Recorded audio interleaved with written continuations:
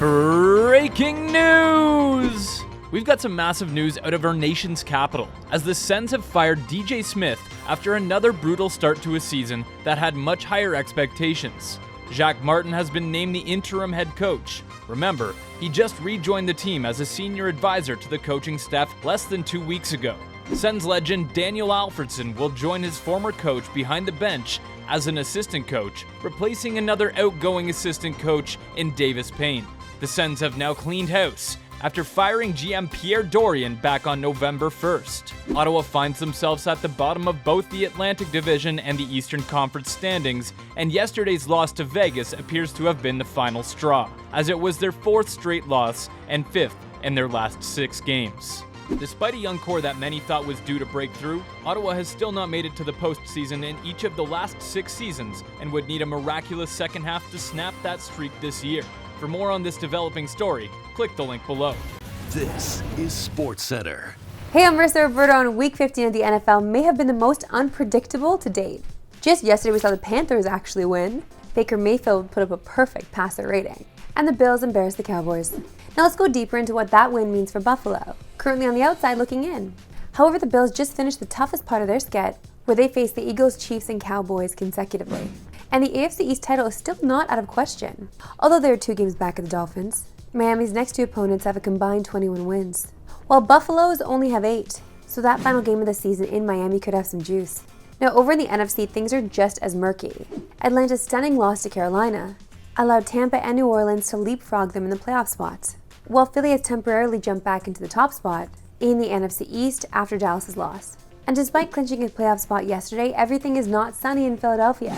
After being blown out in 2 straight games, the Eagles have moved defensive coordinator Sean Desai upstairs to the coach's booth, while Matt Patricia has now assumed play calling duties.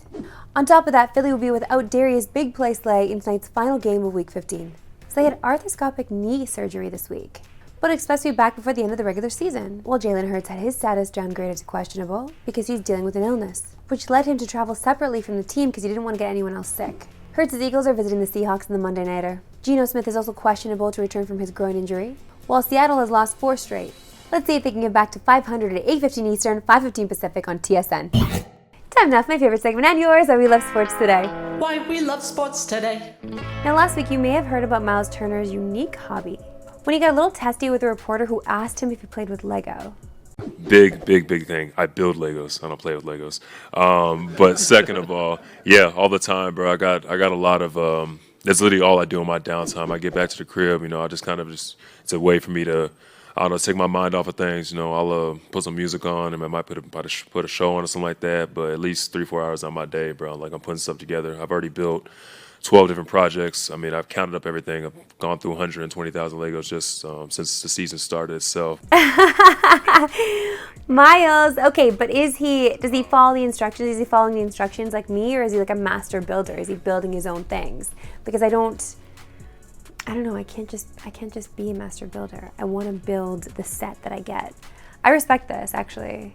I also like to build with Lego.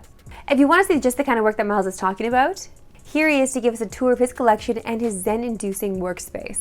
What's up, y'all? Welcome to my Lego collection. We'll jump right into it. King. I did this over the summer. Hand-placed wow. dots of my best dunk from really last cool. season, which So leads all the right cities, in oh my to my gosh, Lego I city. love the cities. Still have a long way to go with the Lego city, but we're starting you did the somewhere. windmill. Windmill actually turns. Cool stuff. All this. WWE build I did over quarantine. Home Alone, one of my favorite movies of all time. Very detailed. And this Nintendo's cool. You can actually sit there and play it if you wanted to.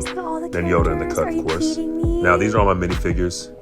Minifigures are a Lego staple, and I'm collecting as many as I can. And of course, me, the minifigure. I can't. Now, if you look here, these are all the sets, all the ships I would say I've done over the past 8 to 10 years. The Death Star is probably my favorite build I've ever done. So much detail of the original 3 movies.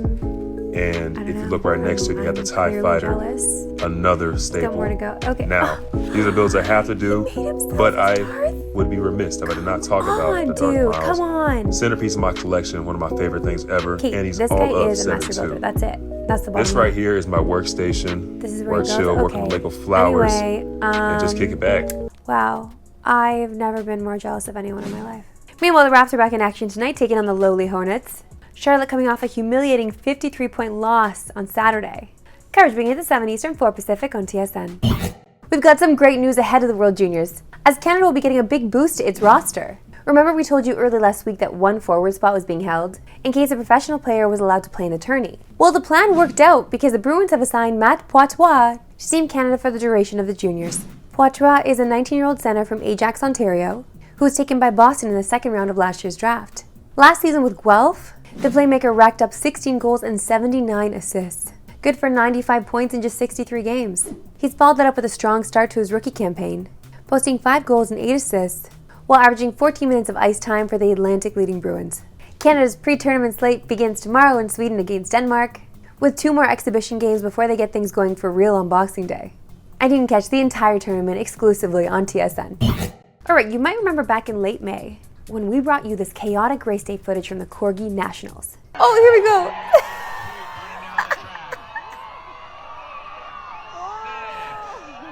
Honestly, I don't even know how they could tell who won. Well, yesterday, Corgi Fever took over in Buffalo with an epic halftime that featured multiple heats and races that you need to see. As you can see from this early heat, one of the top contenders was going to be Ziggy, who absolutely dusted the competition with ease. And of course, there also had to be some mayhem out there, like when this little guy got loose and caused a lengthy chase. He actually looked a lot like one of the Bills out there, as they were running all over the Cowboys from the jump yesterday. That's so cute. That reminds me of the dog that was on the loose at the beer league game I went to last week. Adorable. But it all came down to a showdown between Ziggy and Aries, with Aries crossing the plane and finish line just ahead of Ziggy to earn that coveted Corgi Cup. Who's a good baby? Oh man, we don't deserve dogs. And while Ziggy ended up falling short in the finals, we gotta respect that he took us behind the scenes and brought us some elite content. Is this On the Go with Corgo?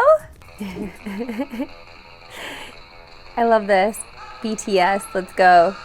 Yes. This is actually mayhem. Oh my god, the little babies, they're so low to the ground. They're so sweet. Oh. They can really move. Can you imagine being the wrangler for this day? I don't know if he had a good day or a bad day. We'll have to find the Corgi Wrangler for the Bills. That's all for news here at Pick and Roll 3 Eastern, no Pacific. Have a good one.